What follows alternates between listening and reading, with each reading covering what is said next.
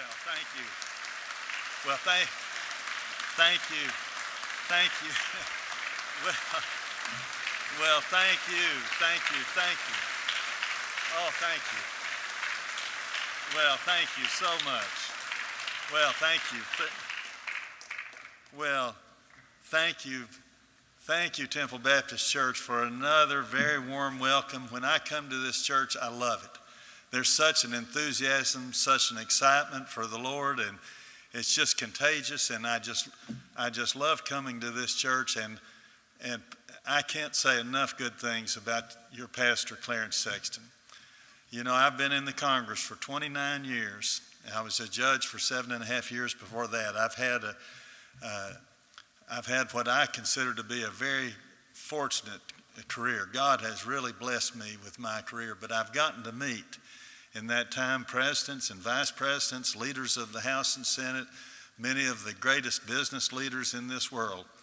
So I've met many great men and women, but I think one of the greatest men that I've ever met is Pastor Clarence Sexton. He has meant so much to me in my life, and to hear him say those nice things about me, I just am so grateful to him. And he mentioned something about Bob Griffiths, who is my chief of staff. Bob Griffiths has been my closest and best friend for about almost 45 years now. We've worked together, and I can tell you, Bob doesn't say much about this, but he is a veteran of some of the worst fighting that went on in the Vietnam War. I know many of you young people, maybe that's ancient history. Maybe you've studied about it in school. But Bob was on Hamburger Hill, and in one of the battles that he fought in, over 60% of his fellow soldiers were killed. 58,000 men were killed, American soldiers were killed in that war. It was a bloody, terrible, terrible time. And he's one of the bravest and finest men, and nobody loves this country more than Bob Griffiths. And I can tell you, have Bob stand up. Bob, stand up again. A truly great American. And I'm privileged, a truly great American. I'm privileged to have him as my friend and as my chief of staff. But let me say just a few things to you. What a wonderful service. I love music. And to start off with that great song based on 2 Chronicles 7:14, if my people which are called by my name shall humble themselves and pray and seek my face and turn from their wicked ways, I will hear from heaven and I will heal their land. And how much we need that in this country today. Senator Daniel Patrick Moynihan, who was a United States Senator from New York, and he was a liberal Democrat, and I'm a conservative Republican, so our views were different, very different on a lot of things. But he said several years ago, he said, we've been defining deviancy down, accepting as a part of life what we once found repugnant. And you know, that is more true today than it was several years ago when he said it, because of the things that you heard Pastor Sexton talk about. And he's a courageous man, and he speaks out for the things that are right according to God and according to the Bible. And we're so fortunate to have the Bible as our guide. I have many favorite Bible verses. One of them is Proverbs 3, well, two of them, Proverbs 3, 5, and 6, which says, trust in the Lord with all thine heart, and lean not unto thine own understanding. In all thy ways acknowledge him, and he shall direct thy paths. And I'm thankful that he's directed my path so that I could be here tonight, and yours. You're not here by an accident. And I've always related to that word, lean not unto thine own understanding. Because I don't know who is the smartest, most brilliant people in this world, but they would have to admit that their knowledge is but an infinitesimal speck of all the knowledge that's out there. But I can tell you this, Benjamin Franklin once said, I've lived, sir, a long time, and the longer I live, the more convincing proofs I see of this fact, that God governs in the affairs of man. And if a small sparrow cannot fall to the earth without his knowledge, is it probable that a great republic can arise without his aid? And how true those words are. And sometimes, you know, over the years I've read and heard some of these atheists or others say that they don't believe in miracles. That is the most ridiculous statement that anybody could ever make, because there are millions of miracles happening every day in this world. All of you young people are miracles.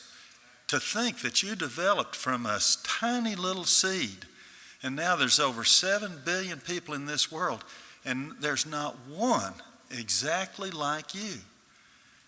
That is just miraculous, that God has made all of you special and unique.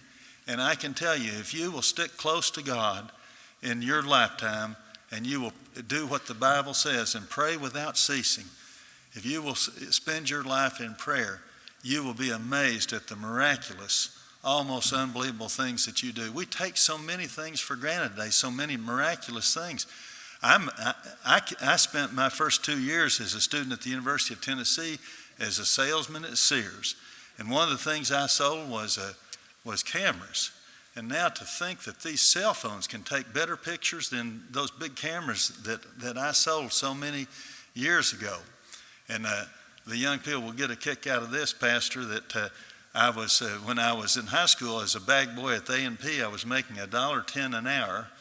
And at Sears, I made $1.25 an hour. And after I'd been there 6 months, I got called to the office, and I thought I was in bad trouble.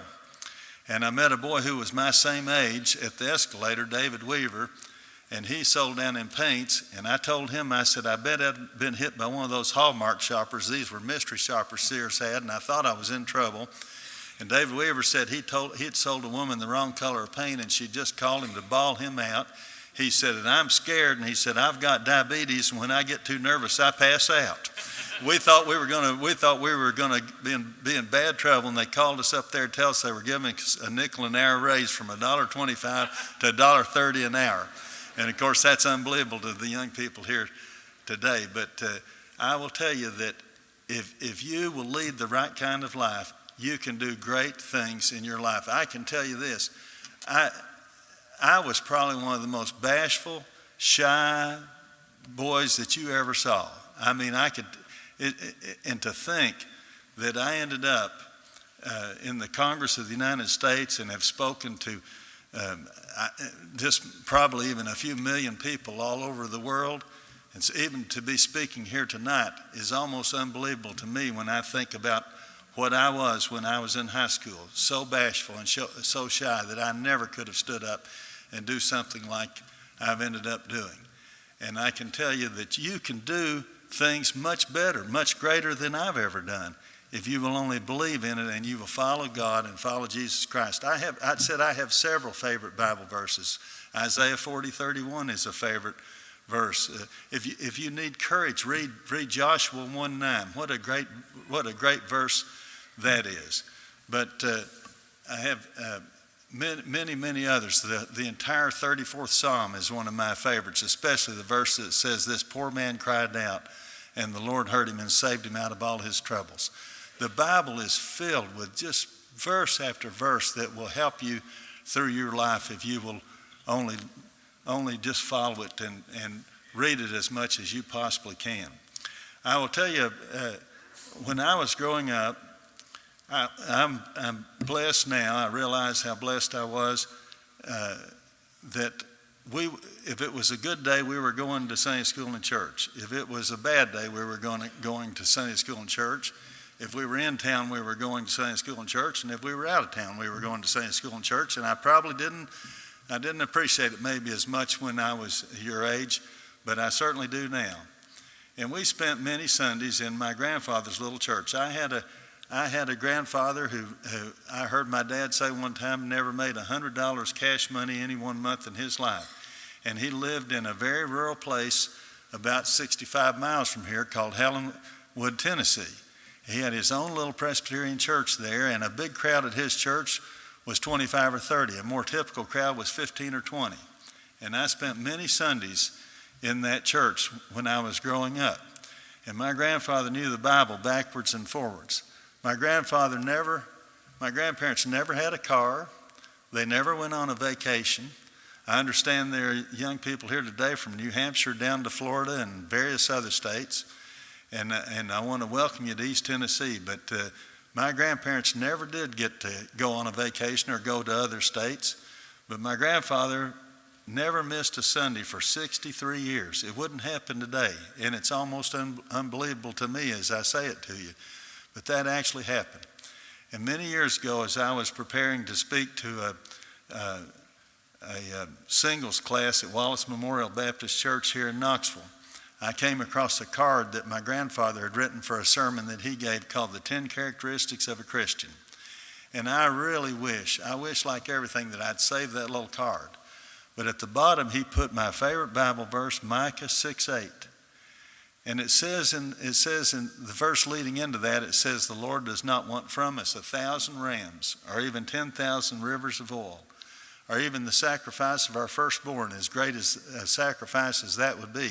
I don't think you could make a greater sacrifice than that. But it says in verse 8, he has showed you, O man, what is good. And what does the Lord require of you? But to do justice, to love kindness, love mercy, love kindness, and to walk humbly with your God. You think about that. The word humble is throughout the Bible. James 4:10 says, if you will humble yourselves before the Lord, humble yourselves before the Lord, and he will lift you up. Some versions say he will exalt you. Humble yourselves before the Lord, and he will exalt you.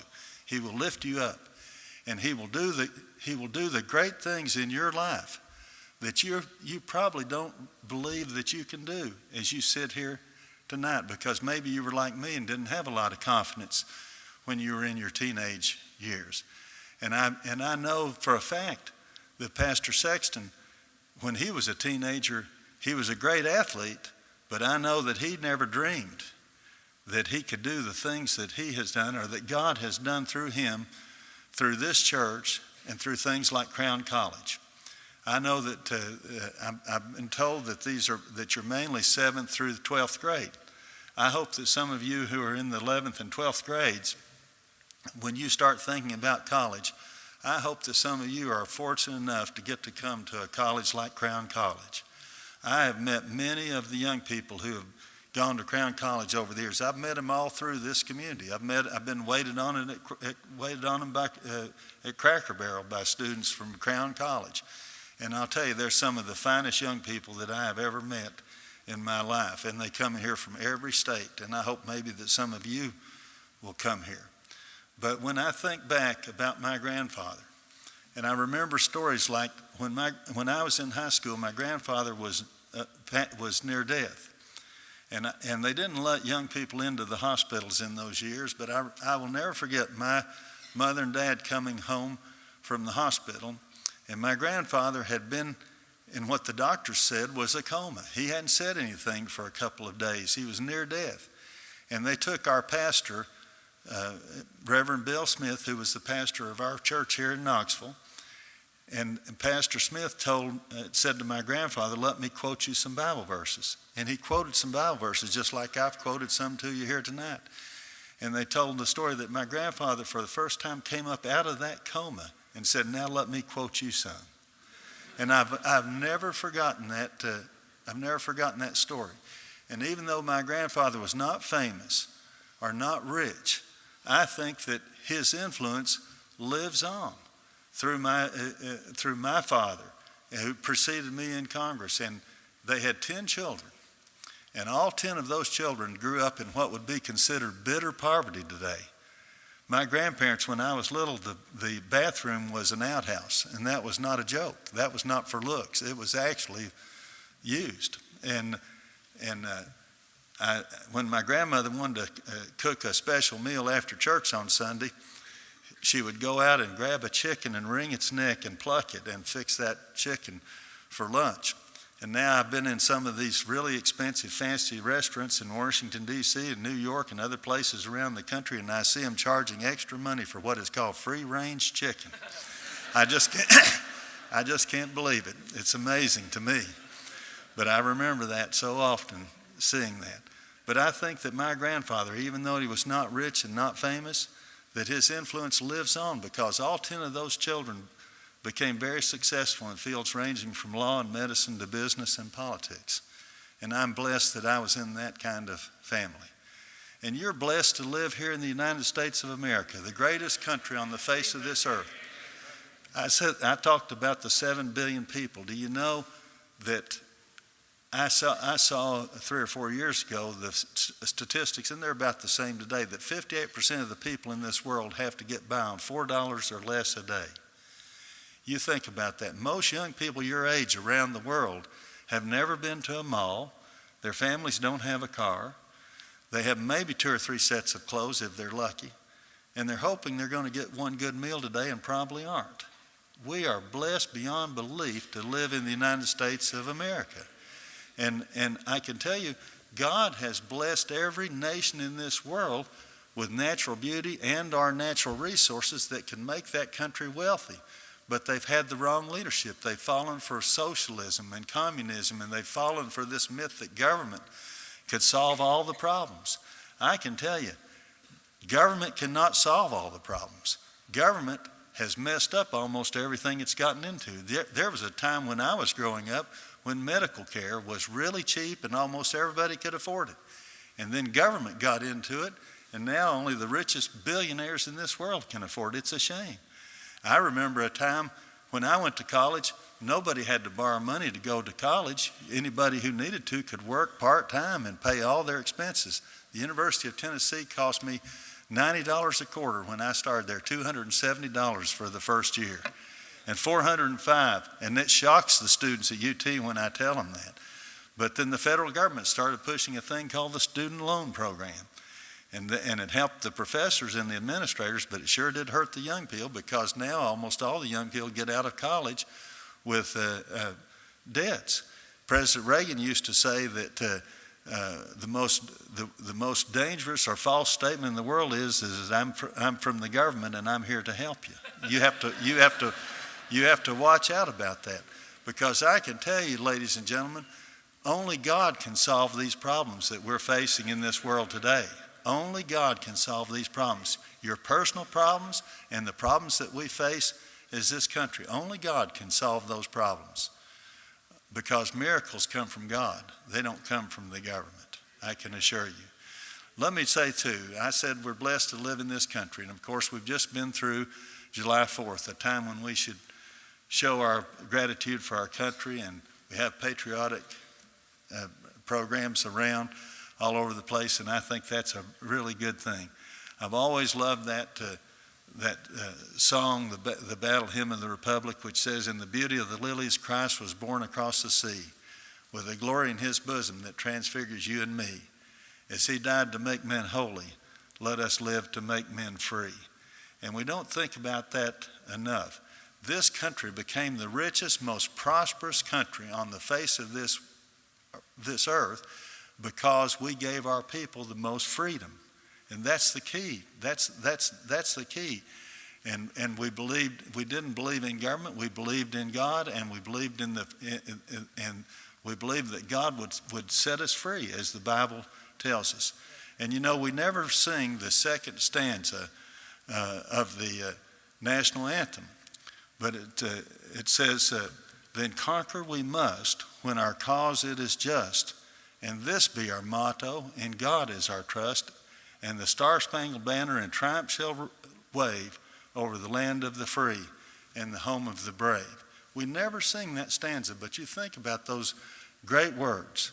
And that's the key, is the freedom that God has given us and has blessed us in this country. I have to tell you another great blessing I have.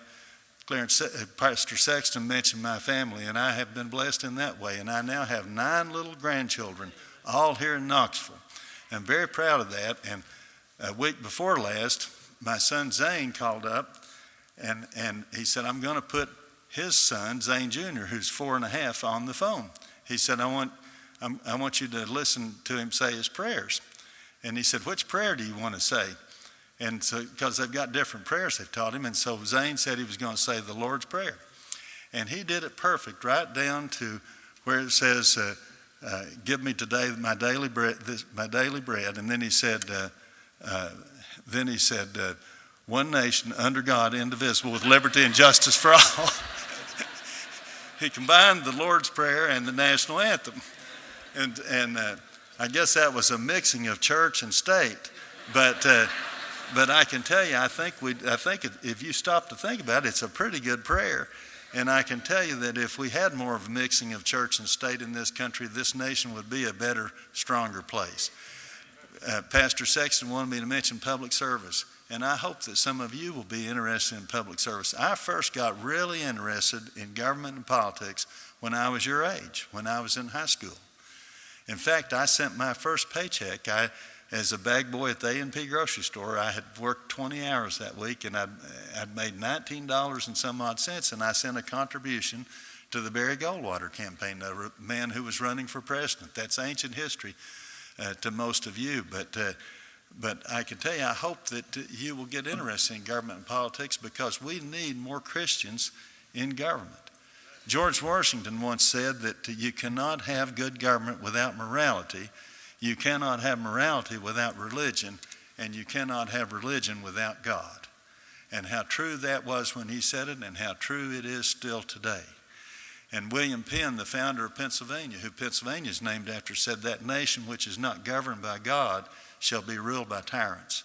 It surprises people when I tell them that every session of the House and Senate is open with prayer. And it surprises when I tell them that there is a prayer room right in the middle of the Capitol in the United States. And I can tell you this, the young people who get to go to Christian schools around this country are blessed in that way too. And I wish we could get more young people into the Christian schools like the school here and like Crown College, as I mentioned before. Now I want to just end up with one thing. I talked to a lot of Eagle Scout ceremonies and to youth groups, and I've spoken somewhere between 1,500 to 2,000 times in schools. And I tell the young people, the Chicago Tribune had an article a year or so ago and said, "We have allowed social media to isolate us more than any time in the history of our country. I think sometimes it should be called anti-social media."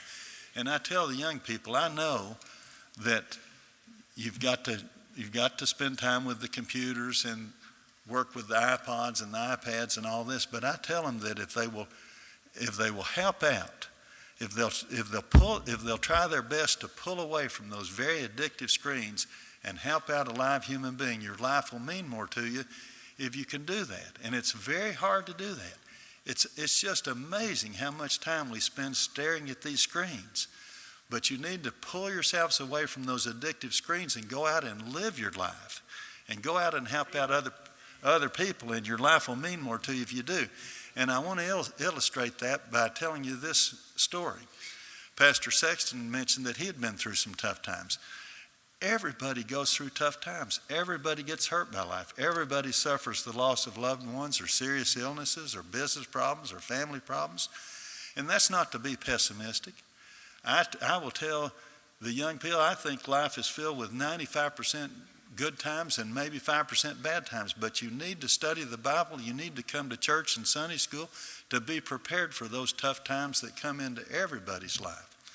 But I will tell you this, I've heard thousands and thousands of speeches by other speakers, but a speech that impressed me almost more than any I've ever heard was given at a Knoxville Sports Hall of Fame banquet many years ago. A man named Frank DeFord, and Frank DeFord just passed away just a few weeks ago. But he was the only man ever twice honored as Sports Writer of the Year. But that night here in Knoxville, he told the story of his daughter Alexandra. He called her Alex, and she had a severe case of cystic fibrosis, and so severe that she passed away a little bit short of her 10th birthday. But he kept hoping for a cure. And so he would try to be optimistic and hopeful and talk about the future. And he said, "Alex, what do you want to be when you grow up?" And he said, she said, "Daddy, I think I would like to be a princess." And he said, "Why?" And she said, "So I could wear a crown." And he said that brought an instant lump to his throat because he always thought of his little girl as his princess anyway. But he said the next day she laughed and told him, she said, "Daddy, I've decided I don't want to be a princess anymore." And he asked her why. And she said, "Well, if I was a princess, people would always be knocking my crown off." And you think about that. Everybody gets hurt by life. Everybody needs help. I need help. You need help at times. And your life will mean more to you if you help others. And I can tell you, if you'll spend your life making up your mind, making it your goal in life to put crowns on people, and instead of gossiping and criticizing and tearing people down, helping build people up. You know, I just came from the funeral service for one of the richest men in Tennessee, a man named B. Ray Thompson. And it turned out that he had given many, many millions to foreign missions in Albania and Afghanistan before the Americans even went over there, and Australia and other places that people that he never even told anybody about. But the man who gave the eulogy at his funeral, and this happened just 3 hours ago here in Knoxville, he said that the first time he met B. Ray Thompson, and this man was the head of Mission Aviation International, a Christian organization. And he said he came to visit him in Knoxville because he said B. Ray Thompson was one of his biggest contributors. And he asked him, he told him when he first met him, he said, I want to ask of Mr. Thompson, he said, I want to ask you two things. And Mr. Thompson said, what? What are those two things? He said, I want you to give me permission to come back and see you a year from now. And he said, well, that's easy. Yeah, sure, you can do that. And he said, secondly, I want you to talk to me for 1 hour. I want to listen to you. I want to hear about you. And he said, Mr. Thompson, this rich man said, nobody had ever said that to him before. Everybody always wanted to tell him about themselves and about what they were doing. But nobody had said to this rich man, I want to hear about you. I want to listen to you talk. I want you to talk to me for 1 hour. And he said a few weeks later, he opened up his mail, and Mr. Thompson had sent him a card thanking him for that visit and telling him how much it meant to him that somebody listened to him for an hour.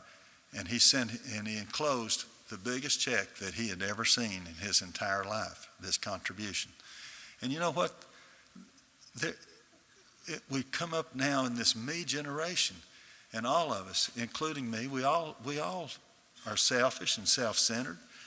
But what people really want, they want people who care. They want somebody to care about themselves. And so instead of doing all the talking, ask people about themselves and their families and what they want to do with their lives. And if you show some care and concern for others, and what is that? It's just really the golden rule, and that's what it tells us in the Bible. And I will tell you, if you'll spend your life listening to others, helping others, and building each other up and putting crowns on people, your life will mean more to you, and this country will be a better place. And I thank you for listening to me tonight. Thank you very much.